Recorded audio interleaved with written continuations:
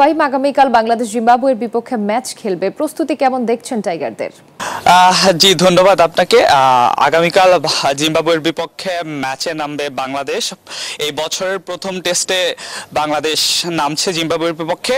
এই টেস্টকে সামনে রেখে আজ বাংলাদেশ শেষ দিনের মতো অনুশীলন করেছে ম্যাচ ভেন্যু সিলেটে। সেখানে সকাল 10টা থেকে অনুশীলন শুরু হয়েছে এবং সেই 10টা বাজে আমরা দেখেছি বাংলাদেশ দলের প্লেয়াররা নিজেদের মধ্যে ভাগ হয়ে আসলে ফুটবল ম্যাচ খেলেছে এবং সেই ম্যাচ খেলা শেষে যে একাডেমি মাঠটি আছে সিলেটে, সেখানে বাংলাদেশ দলের প্লেয়াররা অনুশীলন করছে এবং ব্যাটসম্যানরা নেটে খুব সিরিয়াসলি ব্যাটিং করতে দেখা গেছে এবং সেখানে নাহিদ রানা, হাসান মাহমুদ তারা বোলিং করেছেন।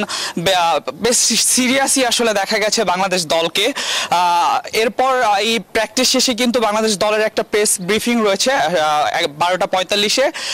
সেই তারপরে হচ্ছে ট্রফি আনবিলিং একটা সেশন আছে 1:15-তে। তারপর কিন্তু 2টা থেকে জিম্বাবুয়ের প্র্যাকটিস হওয়ার কথা। এই টেস্ট সিরিজটা আসলে বাংলাদেশের এই সিজনের প্রথম, এই বছরে আসলে প্রথম টেস্ট সিরিজ জিম্বাবুয়ের বিপক্ষে এবং এই টেস্টটা আসলে বাংলাদেশ জিততে চায়, আমরা এরকমই শুনেছি। সো বাংলাদেশ দলে বেশ কিছু পরিবর্তন আসতে পারে। দলে তানজিম সাকিবকে রাখা হয়েছে এবং এছাড়াও বেশ কিছু ফাস্ট বোলার আছে বাংলাদেশ দলে। খালেদ হাসান এছাড়া হচ্ছে তানজিম সাকিব, নাহিদ রানা, হাসান মাহমুদ, এদের মধ্যে হয়তোবা কাউকে খেলানো হতে পারে। আর আরেকটা যে জিনিসটা শোনা গেছে যে দলে একজন বাহাতি ফাস্ট বোলারের অভাব।